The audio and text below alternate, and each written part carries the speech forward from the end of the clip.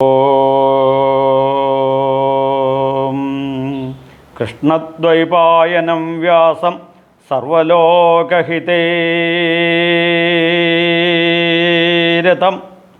വേദാബ്ജഭാസ്കരം വന്ദേ ശമാധി നിലയം മുനിം. ഹരേ ശരണമയ്യപ്പ. ശ്രീ ഗുരുഭ്യോ നമഃ. യഥാ മാതൃമാൻ പിതൃമാൻ ആചാര്യവൻ ഭ്രൂയാത്. അമ്മയില്ലെങ്കിൽ ഞാനില്ല, അച്ഛനില്ല എങ്കിൽ ഞാൻ ഇല്ല, ഗുരുവില്ല എങ്കിൽ ജ്ഞാനസ്വരൂപമായ അറിവാകുന്ന ഞാൻ ഇല്ല. അതുകൊണ്ട് മാതൃദേവോ ഭവ, പിതൃദേവോ ഭവ, ആചാര്യദേവോ ഭവ, അതിഥി ദേവോ ഭവ, ഈ 4 സംസ്കൃതി നമ്മളെ മക്കളെയും വരും തലമുറയെയും നാം പഠിപ്പിക്കാൻ നിർബന്ധബുദ്ധിയാ പഠിപ്പിക്കാത്തതാണ് ആധുനിക മലയാളിയുടെ അപചയം. ഗുരുത്വമില്ലാത്ത ഒരു സംസ്കൃതിയാണ്. നല്ല പ്രൊഫഷണലുകളാണ്, നല്ല വിദ്യാഭ്യാസം കൊടുക്കുന്നു, നല്ല അൾട്രാ മോഡേൺ ഫെസിലിറ്റികൾ എല്ലാം കൊടുക്കുന്നു, പ്രൊഫഷണലുകളാക്കുന്നു. പക്ഷേ ശാന്തിയും സമാധാനവും ഇല്ലാത്ത ഒരു ജീവിതവും നമ്മൾ അവർക്ക് കൊടുക്കുന്നു. കാരണം ഒരു ക്ഷേത്ര സംസ്കാരമാണ് നമ്മൾ അവരെ വളർത്തിയെടുക്കുന്നത്. തൊഴുതു പോകുന്ന പ്രാർത്ഥിച്ച മക്കളെ എക്സാം വരുന്നു, ഫസ്റ്റ് റാങ്ക് കിട്ടാൻ പ്രാർത്ഥിക്ക്. ഒരു വിദ്യാസൂക്ത അർച്ചനയും കൂടെ ചെയ്തു, പഠിച്ചോളൂ. അല്ല, അങ്ങനെയാണെന്നുണ്ടെങ്കിൽ അവിടുത്തെ തന്ത്രിയുടെ കുട്ടിക്കല്ലേ ഫസ്റ്റ് റാങ്ക് കിട്ടുന്നുണ്ട്? അവിടുത്തെ മേശാന്തിയുടെ കുട്ടിക്കല്ലേ സെക്കൻഡ് റാങ്ക് കിട്ടുന്നുണ്ട്? അവിടുത്തെ ജീവനക്കാരുടെ മക്കൾക്കല്ലേ 3, 4, 5, 6 റാങ്ക് കിട്ടേണ്ടത്? പക്ഷേ മിടുക്കന്മാരായ എൻ്റെ മുസ്ലിം സഹോദരന്മാർക്ക് മലപ്പുറത്ത് എന്താ ഫസ്റ്റ് റാങ്ക് എല്ലാത്തിലും കിട്ടുന്നത്? അവർക്ക് സംവരണമുണ്ട്, കഴിവുമുണ്ട്, അവർ ഫസ്റ്റ് റാങ്ക് മേടിക്കുന്നുമുണ്ട്. എന്തുകൊണ്ടാണിത്? അടുക്കും ചിട്ടയുമുള്ള ഒരു സമൂഹത്തെ ആ മതം വാർത്തെടുക്കുന്നു. എന്താണ്? ബ്രാഹ്മേ മുഹൂർത്തമുത്തായ കൃതിശൈവ വിധിശ്രവ. ഇതാണ് വൈദിക സംസ്കൃതി. ഇത് അവർക്ക് സുബേക്ക് എന്ന് പറഞ്ഞിട്ടുള്ള നിസ്കാരമുണ്ട്. അതിന് അവരുടെ കുട്ടികളെ പഠിപ്പിച്ച് ക്ലിയറാക്കി 6 മണിക്ക് അവർ പള്ളിയിൽ അവരുടെ വേദം പഠിപ്പിക്കാൻ വേണ്ടി കൊണ്ടുവിടുന്നു 360 ദിവസങ്ങളും. അപ്പോൾ അടുക്കും ചിട്ടയുമുള്ളൊരു സംസ്കാരം അവരിൽ വളർത്തിയെടുക്കുന്നു. ഈ അടുക്കും ചിട്ടയുമുള്ള ഒരു സംസ്കാരം ഹിന്ദു കുട്ടികളെ പഠിപ്പിക്കേണ്ട സമയം അതിക്രമിച്ചിരിക്കുന്നു. ഒപ്പം അറിവും കഴിവും പ്രാപ്തിയും അവരിൽ വളർത്തിയെടുക്കാൻ ക്ഷേത്ര സംസ്കൃതിയിലൂടെ അവർക്ക് ഊർജം പകരാൻ പഠിച്ചത് ഓർമ്മ കിട്ടാൻ ധിയോയോനോ പ്രചോദയാൽ. ഇതിനാണ് വിദ്യാസൂക്ത പുഷ്പാഞ്ജലിയിലൂടെയും ക്ഷേത്ര സംസ്കൃതിയിലൂടെയും അവർക്ക് ഒരു മനോബലം അറിവും കഴിവും പ്രവൃത്തിയുമുള്ള ഒരു നല്ല വ്യക്തിത്വം. ഇതിന് നമ്മൾ ഈ എക്സാമിൻ്റെ ടൈമിലൊക്കെ നല്ല രീതിയിൽ കുട്ടികളെ പ്രാപ്തമാക്കുകയാണെന്നുണ്ടെങ്കിൽ നന്നായിട്ട് പഠിച്ച കുട്ടികൾക്ക് അത് സിസ്റ്റമാറ്റിക്കലായിട്ട് എഴുതാനും പഠിച്ച കാര്യങ്ങൾ ഓർമ്മ വരാനും ടെൻഷനില്ലാതെ എഴുതാനും ഫസ്റ്റ് റാങ്കോ സെക്കൻഡ് റാങ്കോ തേർഡ് റാങ്കോ കിട്ടി ജീവിതത്തിൻ്റെ ഉദ്ദേശിക്കുന്ന ഡെസ്റ്റിനേഷൻ പോയിന്റിലെത്താൻ സാധിക്കും. അതിനെ അവരെ പ്രാപ്തമാക്കേണ്ട ഉത്തരവാദിത്വം ഞാനും നിങ്ങളുമടങ്ങുന്ന രക്ഷാകർത്താക്കൾക്കാണ്. പഠിക്കുക എന്ന് പറഞ്ഞാൽ പോരാ, പഠിപ്പിക്കാനുള്ള എൻവിറോൺമെൻറ്റ് അവരിൽ ഉണ്ടാക്കിയെടുക്കണം. ഞാനിത് നിങ്ങളോട് പറയുന്നത് വെറുതെയല്ല. എൻ്റെ മകളെ പഠിപ്പിച്ച് MBBS പഠിപ്പിച്ച് ഡോക്ടറാക്കിയിട്ട് ഇതുപോലെ ചെയ്യൂ എന്നുള്ളതാണ് നിങ്ങളോട് ഇത് പറയുന്നത്. എൻ്റെ അച്ഛൻ ഈ സനാതനമായ ഋഷിപ്രോക്തമായ ഭാരതീയ ഹൈന്ദവ സംസ്കൃതി പഠിച്ച് ഭാഗവതോത്തമനായി, കൃഷ്ണ യജുർവേദം പഠിച്ച് അതും ചെയ്തുകൊണ്ട് ശബരിമല മേശാന്തിയായി, ഭഗവത്ഗീത ആചാര്യനുമായി എന്നെ ഇത് പഠിപ്പിച്ചത് കൊണ്ടാണ് എനിക്ക് നിങ്ങളോട് ഇത് പറയാൻ സാധിക്കുന്നത്. അപ്പം എല്ലാം പഠിക്കണം. നമ്മളെ ഈ വൈദിക സംസ്കൃതി, ഭാഗവതവും ഭഗവത്ഗീതയും നമ്മൾ പഠിച്ച് നമ്മുടെ കുടുംബത്തിൽ ഇംപ്ലിമെൻറ്റ് ചെയ്യുമ്പോൾ നമ്മൾ കുട്ടികൾ അറിയാതെ ഈ സംസ്കൃതിയിലോട്ട് വളർന്നു പോവും.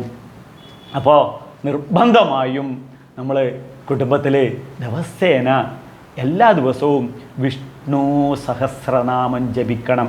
എങ്കിലേ ഈ പഠിക്കുന്ന കുട്ടികൾക്ക് ഒരു ഒരു ഒരു ഒരു ബ്രെയിൻ ബൂസ്റ്റിംഗായി ഇത് ഉപയോഗിക്കാൻ പറ്റുള്ളൂ. അപ്പോഴാണ് ഈ മത്സര പരീക്ഷകൾ MBBS-നായാലും IAS-നായാലും IFC-ക്കായാലും എഞ്ചിനീയറിങ്ങിന് എന്തിനായാലും അവർക്ക് ഉള്ള IAS എക്സാമിനടക്കം ഒരു ക്വസ്റ്റ്യന് 3 ആൻസർ ഉണ്ടാവും, 3ഉം ഒരുപോലെ ആയിരിക്കും. ഇതിൽ പെർഫെക്റ്റ് ആയിട്ടുള്ളത് സെലക്ട് ചെയ്യലാണ് അവരുടെ ഡ്യൂട്ടി. ഒരു 1.5-2 സെക്കൻഡ് കൊണ്ട് സെലക്ട് ചെയ്യണം. ഇതിനാണ് comparative analytical power. Comparative analytical power. ഈ കമ്പാരിറ്റീവ് അനലിറ്റിക്കൽ പവറാണ് വിഷ്ണു സഹസ്രനാമം. അപ്പോൾ ഈ വിഷ്ണു സഹസ്രനാമം കുട്ടികളെ പഠിപ്പിക്കുകയൊന്നും വേണ്ട, കുട്ടികളെ പഠിപ്പിക്കേണ്ട. നമ്മൾ പഠിച്ചിട്ട് അച്ഛൻ ദിവസേന ഞങ്ങളുടെ വീട്ടിൽ നിന്ന് ചൊല്ലിയാൽ മതി. ബ്രേക്ക്ഫാസ്റ്റിന് മുന്നേ ബ്രേക്ക്ഫാസ്റ്റായി ദിവസേന അച്ഛൻ അങ്ങോട്ട് ചൊല്ലിയാൽ മതി. അമ്മ ഇത് പഠിച്ചിട്ട് ദിവസേന ഇതങ്ങോട്ട് ചൊല്ലിയാൽ മതി. പഠിക്കുന്നതിന് മുന്നേ ഇത് യൂട്യൂബിനോട് പറഞ്ഞ് യൂട്യൂബ് അങ്ങ് വീട്ടിൽ അടുക്കളയിൽ കിച്ചണിൽ വെച്ചിട്ട് രാവിലെ ബ്രേക്ക്ഫാസ്റ്റ് അങ്ങോട്ട് ഉണ്ടാക്കിയാൽ മതി. അപ്പോൾ ഇത് ചൊല്ലുന്ന കേൾക്കുമ്പോൾ മക്കൾ തന്നാലെ പഠിച്ചോളും. അപ്പോൾ ഈ വളർന്നു വരുന്ന കുട്ടികൾക്ക് കമ്പാരറ്റീവ് അനലിറ്റിക്കൽ പവർ മാസായി എക്സ്പാൻഷൻ നടന്നോളൂ. ഇത് വിശദമായിട്ടറിയാൻ യൂട്യൂബിനോട് ചോദിച്ചു കഴിഞ്ഞാൽ അവർ പറഞ്ഞു തരും. അപ്പോൾ ഇതുപോലെ ഈ വൈദിക സംസ്കൃതിയിൽ അത്യത്ഭുതങ്ങൾ സൃഷ്ടിച്ച ഒരു ചരിതമുണ്ട്. അതെന്താണ്? ധ്രുവചരിതം, ധ്രുവനുണ്ണി ചരിതം. ഒരു ചെറിയ കുട്ടി ഗുരുവായൂരപ്പനെ മുന്നിൽ പ്രത്യക്ഷപ്പെടുത്തിയ ഒരു കഥയാണ്. ദേവർഷിയായ നാരദൻ പറഞ്ഞു കൊടുത്ത ഓം നമോ ഭഗവതേ വാസുദേവായ എന്ന മന്ത്രം കൊണ്ട് ഗുരുവായൂരപ്പനെ പ്രത്യക്ഷപ്പെടുത്തി ധ്രുവനുണ്ണി. എൻ്റെ അച്ഛനിത് വളരെ മനോഹരമായി അവതരിപ്പിക്കുന്ന ഒരു കഥയാണ്. ഇതുപോലെ കുട്ടികൾക്ക് അവരുടെ ഇഷ്ടദേവതയെ പ്രത്യക്ഷപ്പെടുത്താനും ആ ഇഷ്ടദേവതയിലൂടെ ഈ കേബിളിലൂടെ വൈദ്യുതി പോകുന്നത് പോലെ ആ ഇഷ്ടദേവതയിലൂടെ ജീവിതത്തിൻ്റെ മുത്തും പവിഴങ്ങളും നേടി ഡെസ്റ്റിനേഷൻ പോയിന്റിൽ എത്തിക്കണം. എങ്ങനെ? യത് ഭാവയതി തത് ഭവതി. അപ്പോൾ എന്താണ് ഈ ധ്രുവചരിതം? ഈ കഥയൊക്കെ നിങ്ങൾക്കറിയാം, ഞാൻ വിശദമായിട്ട് പറയുന്നില്ല. ദേവർഷിയായ നാരദരെ ഈ ഓം നമോ ഭഗവതേ വാസുദേവായ എന്ന മന്ത്രം ഇദ്ദേഹത്തെ പഠിപ്പിക്കുന്നു. ഇദ്ദേഹം നേരെ വൃന്ദാവനത്തിലെ യമുന നദിയുടെ തീരത്ത് ചെന്ന് അവിടെ കുളിച്ച് സന്ധ്യാവന്ദനാദികൾ ഒക്കെ ചെയ്ത് ബാക്കിയുള്ള കാര്യങ്ങൾ ഒക്കെ ചെയ്തതിന് ശേഷം കണ്ണടച്ച് ഓം നമോ ഭഗവതേ വാസുദേവായ എന്ന മന്ത്രം ജപിക്കാൻ തുടങ്ങി. അങ്ങനെ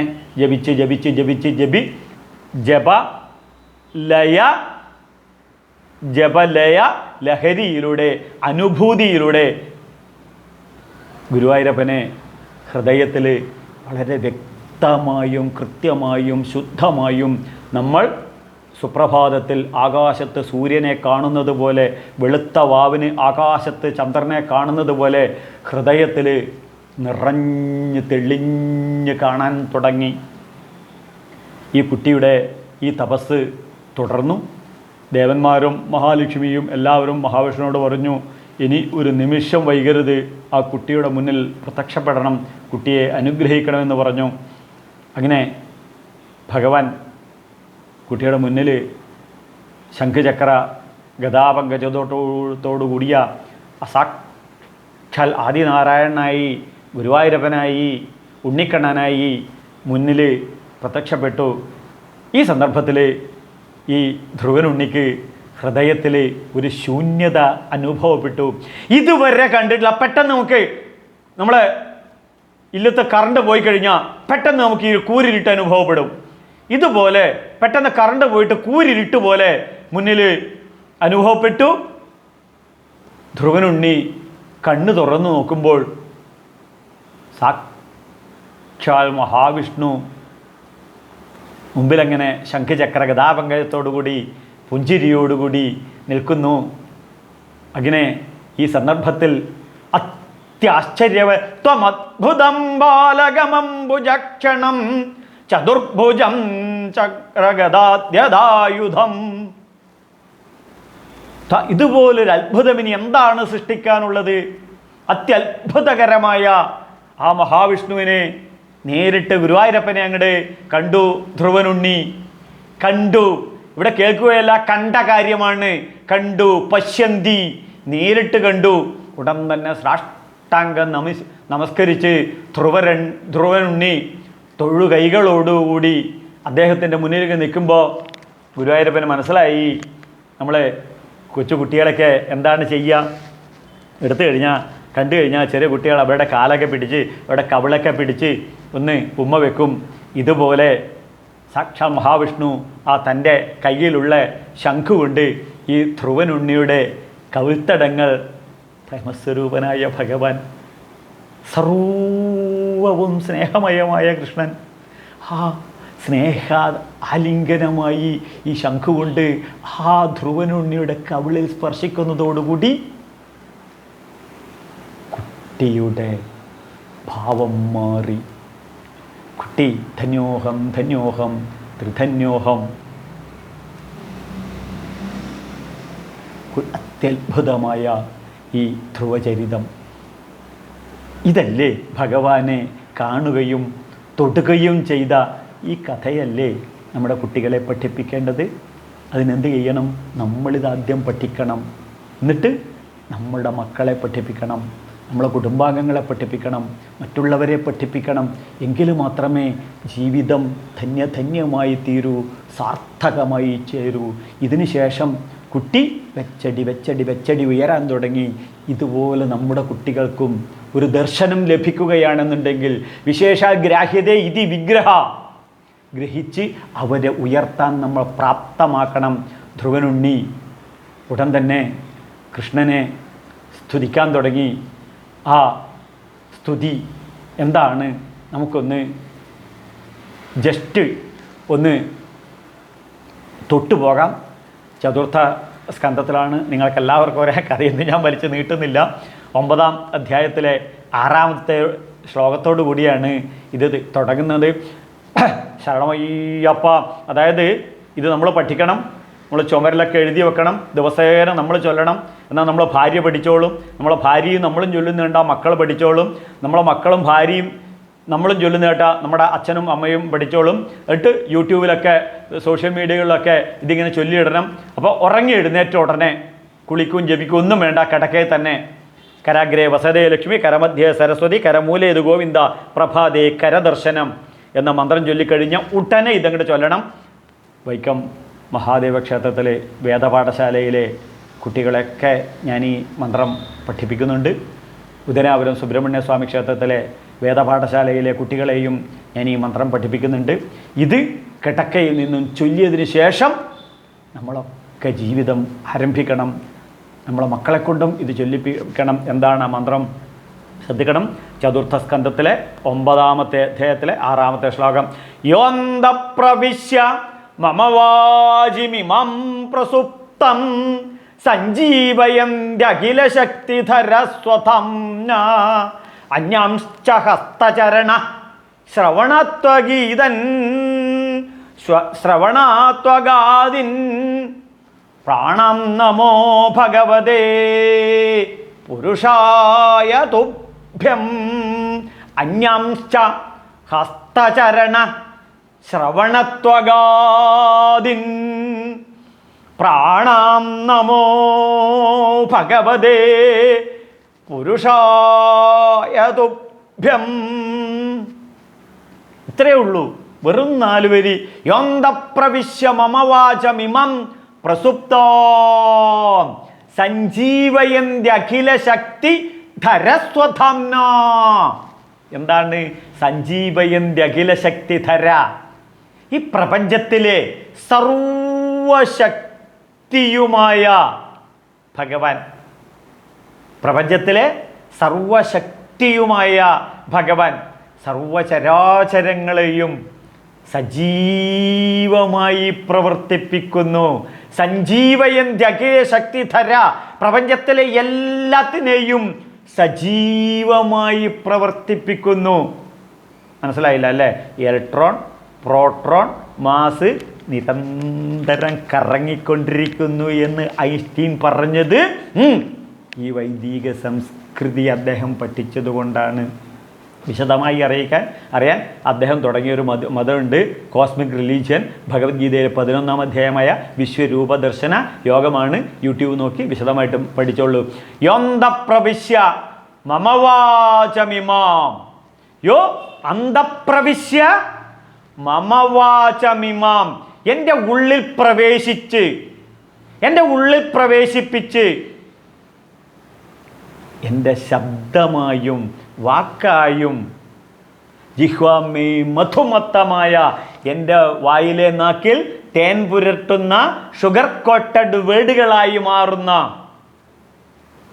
എൻ്റെ ജീവിതത്തിൽ യോ അന്തപ്രവിശ്യ, അകത്ത് കയറി മമ വാച, ശബ്ദസ്പർശ രസരൂപഗന്ധാദികളിലൂടെ മൂക്കുകൊണ്ട് മണപ്പിക്കുന്നതും കണ്ണുകൊണ്ട് കാണിപ്പിക്കുന്നതും ത്വക്കുകൊണ്ട് സ്പർശിപ്പിക്കുന്നതും വായിലെ നാക്കിലൂടെ രുചിപ്പിക്കുന്നതും ആ സഞ്ജീവയന്ത്യ അഖില ശക്തിധര, പ്രപഞ്ചത്തിലെ സർവചരാചരങ്ങളുടെയും ശക്തിയായ ഊർജപ്രവാഹമായ ആ ഊർജസ്വരൂപമായ കോസ്മിക് എനർജിയായ ആ ഭഗവാനല്ലേ.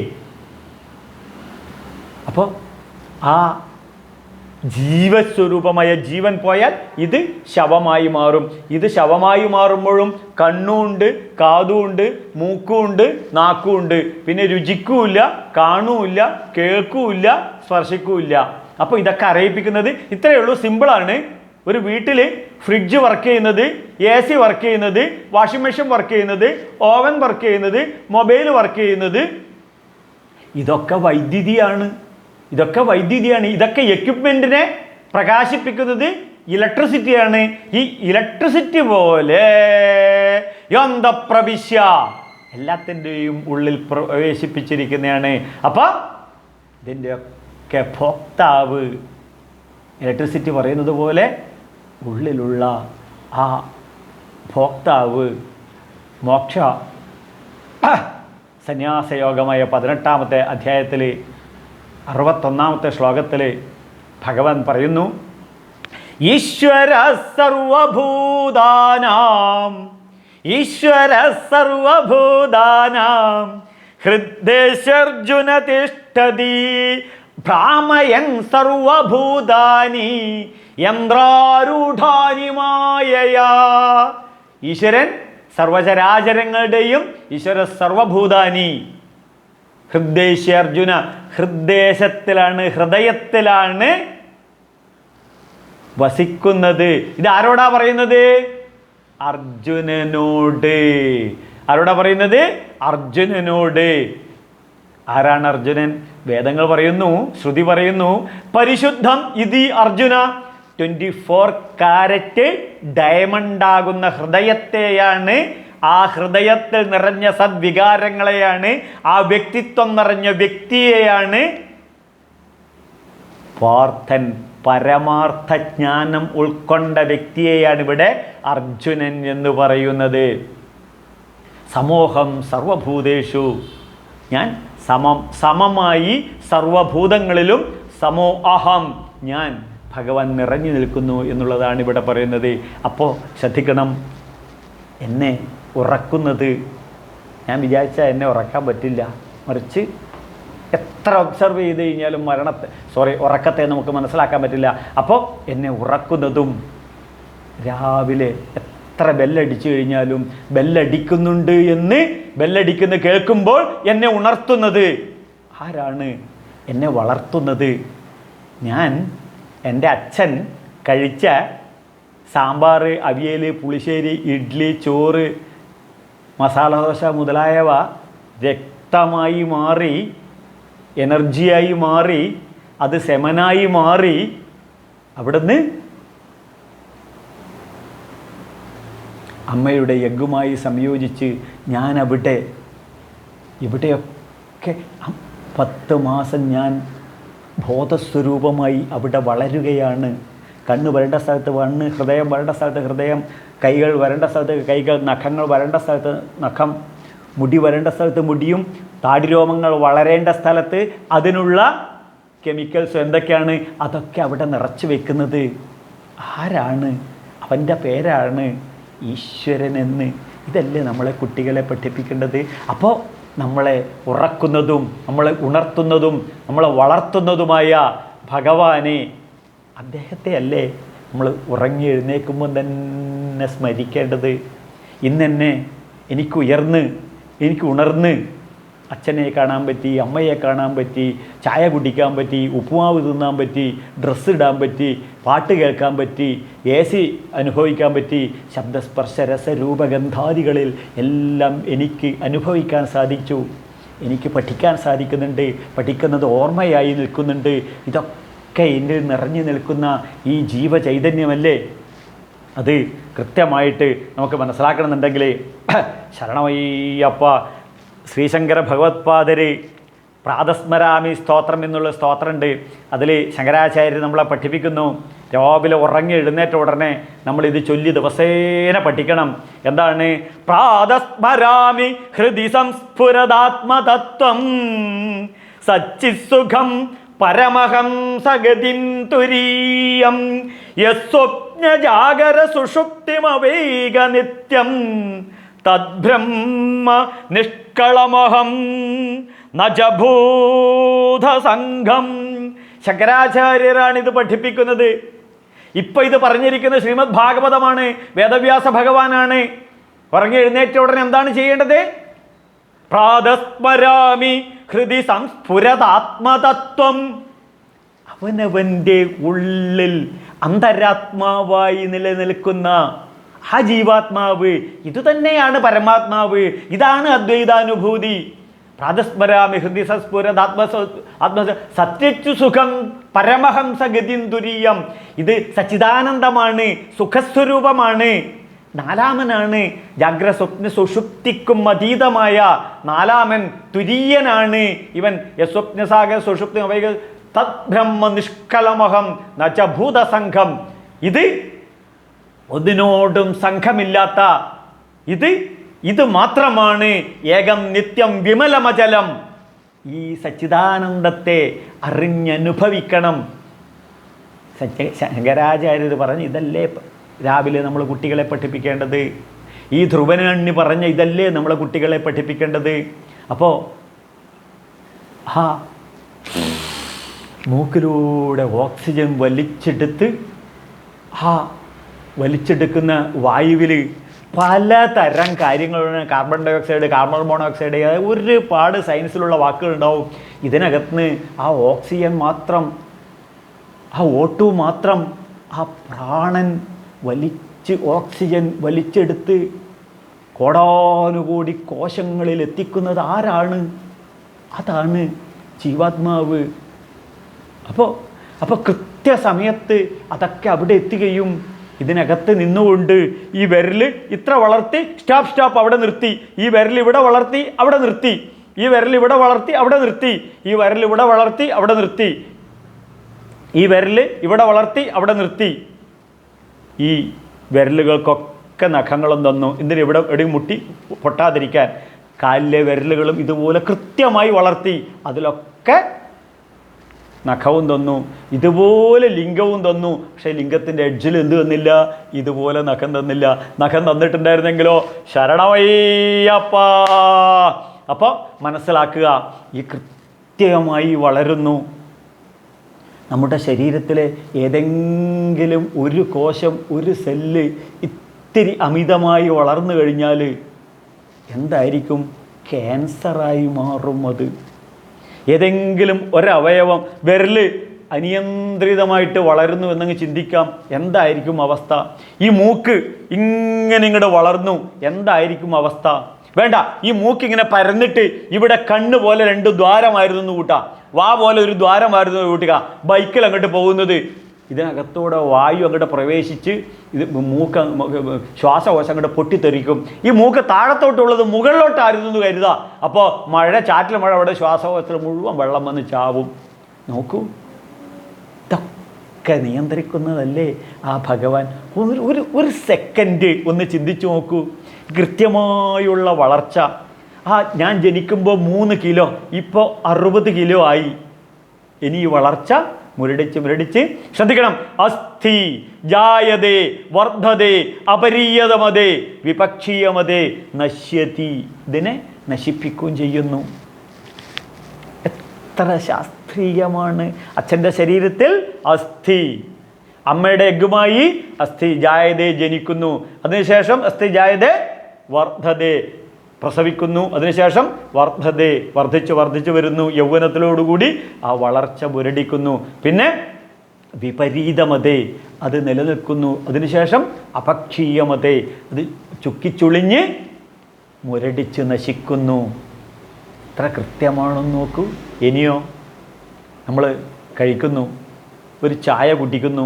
ആ ചായ കുടിക്കുമ്പോൾ അതിൻ്റെ പാലിനകത്തുള്ള പ്രോട്ടീൻസ്, മിനറൽസ്, വിറ്റമിൻസ്, ആ തേയിലക്കകത്തുള്ള സാധനങ്ങൾ, കാപ്പിയാണെങ്കിൽ അതിനകത്തുള്ള കോഫീൻ, എന്തൊക്കെ ഭക്ഷണം കഴിക്കുന്നുണ്ടോ. ഈവൻ തലവേദന എടുക്കുമ്പോൾ ഒരു പാരസെറ്റമോൾ കഴിച്ചു കഴിഞ്ഞാൽ അതുകൊണ്ട് പോയി പാരസെറ്റമോൾ അസുഖം മാറ്റുന്ന എല്ലാം ഈ ഡൈജഷൻ നടക്കുന്നു.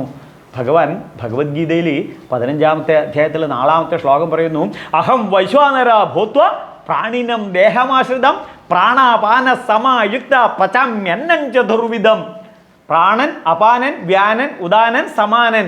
ഇത് കൃത്യമായിട്ടെത്തിച്ച് മലമൂത്രാദികളായി വിസർജനം ചെയ്യുന്നു. എനിക്കും മോദിക്കും ട്രംപിനും പിണറായി വിജയനും പാകിസ്ഥാനിലെ പ്രധാനമന്ത്രിക്കും ചൈനയിലെ പ്രധാനമന്ത്രിക്കും ഈ ഭൂമിയിലുള്ള സർവ്വ ജീവജാലങ്ങളുടെയും ഡൈജഷൻ ഞാനാകുന്നു എന്ന് ഭഗവത്ഗീതയിൽ അസന്നിഗ്ധമായി സത്യമായി ഭഗവാൻ പറയുന്നു. ശാസ്ത്രീയമായി അതിനെ അപഗ്രഥനം ചെയ്യണം. അപ്പോൾ നമ്മുടെ ശരീരത്തിൽ ഈ കോസ്മിക് എനർജിയായി നിൽക്കുന്ന ആ ചൈതന്യമല്ലേ ഭഗവാൻ? അപ്പോൾ ഈ ശാരീരിക അസ്വസ്ഥതയ്ക്ക് ഹിപ്പോക്രാറ്റിൻ്റെ ultra modern science, ultra modern medical science, including robotic surgery, ഇവിടെയൊക്കെ ശാസ്ത്രം വികസിച്ചു. എന്തുകൊണ്ട്? ബുദ്ധിർ അഹം ബുദ്ധി തേജസ്വിനാം അഹം അഹം. ബുദ്ധിയുടെ ബുദ്ധിയായി. ബുദ്ധി ഞാനുണ്ടെങ്കിലേ ബുദ്ധി പ്രവർത്തിക്കുള്ളൂ. ചത്തുപോയ ഒരു വ്യക്തിക്ക് എത്ര ബുദ്ധി ഉണ്ടായും? ഐൻസ്റ്റീൻ്റെ ബുദ്ധി ഇപ്പോൾ പ്രവർത്തിക്കുന്നില്ലല്ലോ, ഇല്ല. അബ്ദുൽ കലാമിൻ്റെ ബുദ്ധി ഇപ്പോൾ പ്രവർത്തിക്കുന്നില്ലല്ലോ, ഇല്ല. അപ്പോൾ ബുദ്ധിർ അഹം ബുദ്ധി. ഇത് ശാസ്ത്രീയതയാണ്. നോക്കൂ, ഇതല്ലേ നമ്മളെ മക്കളെ പഠിപ്പിക്കേണ്ടത്? ഇതല്ലേ നമ്മളെ കുട്ടികളെ പഠിപ്പിക്കേണ്ടത്? അത് നമ്മളിതാദ്യം പഠിക്കണം. എൻ്റെ അച്ഛൻ ഇത് പഠിച്ചതുകൊണ്ട് എന്നെ ഇത് പഠിപ്പിച്ചു. എൻ്റെ ഗുരുവായ സ്വാമി സത്യാനന്ദ സരസ്വതി തിരുവടികൾ ഇത് പഠിച്ചതുകൊണ്ട് എന്നെ ഇത് പഠിപ്പിച്ചു. പക്ഷേ ശ്രദ്ധിക്കണം, അൾട്രാ മോഡേൺ സയൻസ് ഇവിടെയൊക്കെ എത്തി. മനോവിഷമങ്ങൾക്ക്, മരണഭയത്തിന്, മനോവിഷമത്തിനുള്ള ശാശ്വതമായ പരിഹാരം ഭഗവത്ഗീത എന്ന ധർമ്മശാസ്ത്രമല്ലാതെ മറ്റൊന്നും ഇല്ല ഇല്ല ഇല്ല. ഉണ്ടെന്ന് പ്രൂവ് ചെയ്യാൻ ഒരു വ്യക്തിക്കും ഒരു ശാസ്ത്രത്തിനും സാധ്യമല്ല. മരണഭയത്തിൽ നിന്നും നമ്മളെ രക്ഷിക്കാൻ ശ്രീമദ് ഭാഗവതം എന്ന ധർമ്മശാസ്ത്രത്തിനല്ലാതെ മറ്റൊരു ശാസ്ത്രത്തിനും പറ്റില്ല. സത്യാനന്ദ ചിദാത്മകായ വിപുലപ്രജ്ഞായ മഹ്യം മമ. ഞാൻ എന്നെ നമസ്കരിക്കുന്ന സംസ്കൃതി. മാ അഹ്യം മമ, ഞാൻ എന്നെ നമസ്കരിക്കുന്നു. ഇത് പഠിപ്പിച്ച് എൻ്റെ ബുദ്ധിയുടെ തലങ്ങൾ വികസിപ്പിക്കുന്നവൻ്റെ പേരാണ് വ്യാസൻ. ഇതിൻ്റെ പേരാണ് യൂട്യൂബിൽ ഗൂഗിൾ കുമാറിനോട് അടിച്ചു വെക്കണം, സെൽഫ് ഹഗ്ഗിങ്. എന്താണ് സെൽഫ് ഹഗ്ഗിങ്? ഞാൻ എന്നെ കെട്ടിപ്പിടിക്കണം, ഞാൻ എന്നെ പുണരണം, ഞാൻ എന്നെ സ്നേഹിക്കണം, ഞാൻ എന്നെ ബഹുമാനിക്കണം.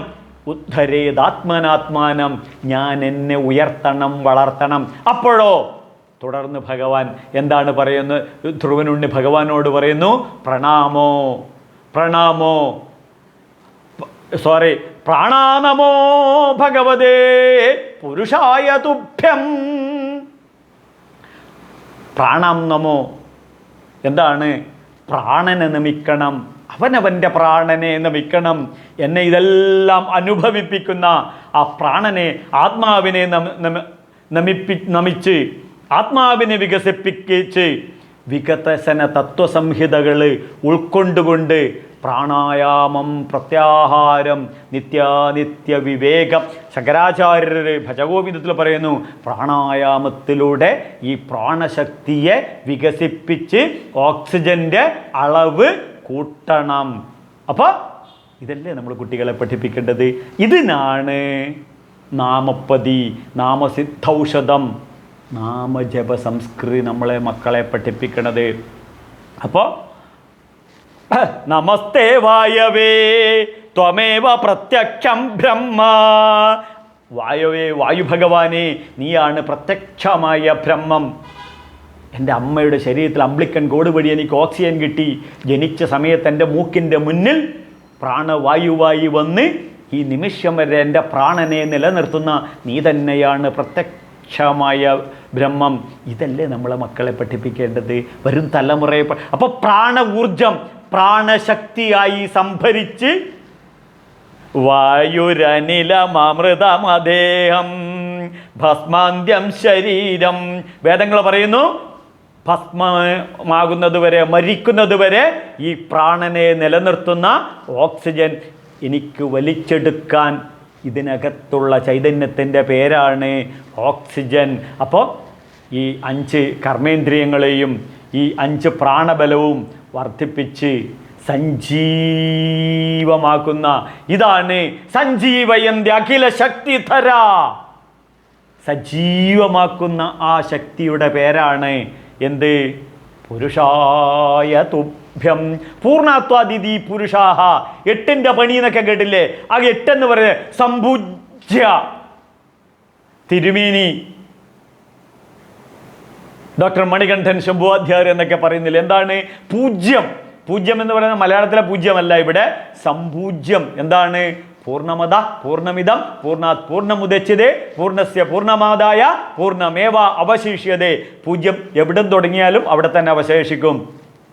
ഇതാണ് ഈ പുരുവിൽ ശയിക്കുന്ന ആ സംപൂജ്യമായ, ആ പൂർണ്ണമായ, ആ പുരുഷായ തുഭ്യം. എന്താണ്? അഹം അസ്മി, അഹം അസ്മി, ഞാനുണ്ട്, ഞാനുണ്ട് എന്ന നിജബോധസത്യം, ബോധസ്വരൂപമായ ആ സത്യം.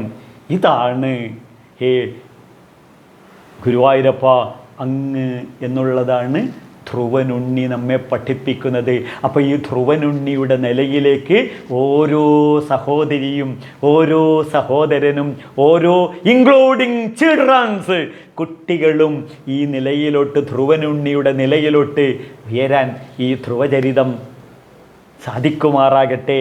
അപ്പോൾ അമൃതത്വത്തിൻ്റെ സന്തതികളായ നമ്മളെല്ലാവരും ആ അമൃതത്വത്തിലേക്ക് ഉയർന്ന് പൂർണ്ണമായ ജഗതീശ്വരനായി ഈ ജീവാത്മാവ് ഉയരട്ടെ എന്ന് ആത്മാർത്ഥമായി ആശംസിച്ചുകൊണ്ട് എല്ലാവർക്കും നന്മയിൽ നിന്നും നന്മയിലേക്കുള്ള പ്രവാഹമായി ജീവിതം മാറാൻ ഈ യൂട്യൂബ് ചാനൽ ലൈക്ക് ചെയ്യണം, ഷെയർ ചെയ്യണം, സബ്സ്ക്രൈബ് ചെയ്യണം.